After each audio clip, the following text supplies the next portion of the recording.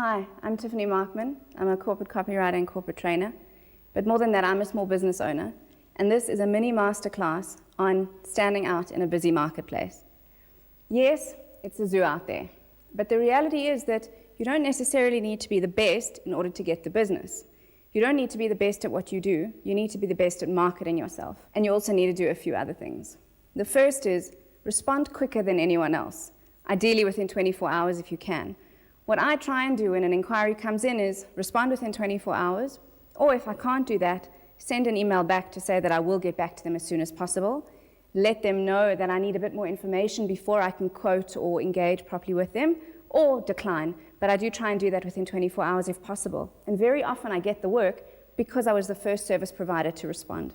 The second thing I'd like you to do in a busy marketplace is shamelessly self-promote. I often get teased by colleagues and friends because I'll take business cards everywhere. To a wedding, to a funeral, I've always got business cards on me. And it's a bit of a joke. I'm not sure that I really take business cards to funerals, but the reality is that you need to be marketing yourself all the time. You need to have a website and a blog, ideally both, connected to each other. You should be marketing yourself in your email signature. So don't let that signature just say, XYZ John Smith, owner. Put a couple of lines in that email signature about what you do.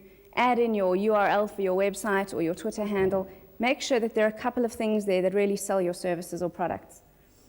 Try and speak at conferences if you can. Network with the right people so that they invite you to create thought leadership opportunities at conferences or events.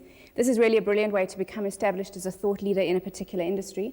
And then the final one of these is give out free advice. Very often I've landed up doing work for people who asked me for advice a couple of years before and remembered me as being prominent in that field when they needed me later. Use every gap you can for marketing. Very often when we're busy we forget to market because we're so busy earning a living. But the reality is that when you are your busiest, you should still be marketing. Every time a client cancels a meeting, I do some marketing. When I'm standing in a queue waiting for something, I do some marketing on my phone. I write a blog post or a couple of tweets or even a short little article for my website. If you have a day off, say once a month, schedule a whole day with yourself to do marketing, to email clients, to do follow-ups, that sort of thing. And then if you're sitting in the car waiting for something to happen, that's a brilliant time to do follow-ups, to chase, and to do some marketing. Another important thing you can do is identify your niche and then sell it. And this is quite easy to do if you look at the different types of niche there are. So in my case, I've identified 3 kinds of niche: the channel niche, the industry niche, and the double niche. So a channel niche, for example, if you're a writer, is web or print or digital, for example. The industry niche as a writer, again, would be finance or travel or retail. And then a double niche is specializing in 2 of those, for example, writing websites for the financial services industry. And that's just an example as a communicator, but what I want to encourage you to do is try and find the niche, the small gap in the market that your service or product can fill, and then sell how you add value to that niche at every opportunity you can. Step into the vacuum. And what I mean by this is, in a recession, scared companies tend to step back, they tend to shrink. And that leaves a vacuum in the market for companies that aren't afraid. So I want to encourage you, when the economic climate is not wonderful, to be brave enough to step into the vacuum left by scared companies. Try to remain top of mind even when times are tough by marketing, even when it feels like you should be doing other things with your time. Always remember to market so that when the economy recovers or when that client has money again, you're still top of mind.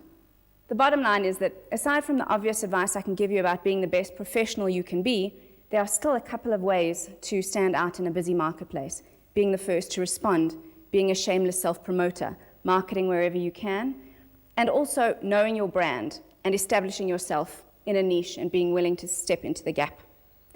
That's all we have time for today, but I'll see you soon for another mini masterclass on communication, marketing, and social media.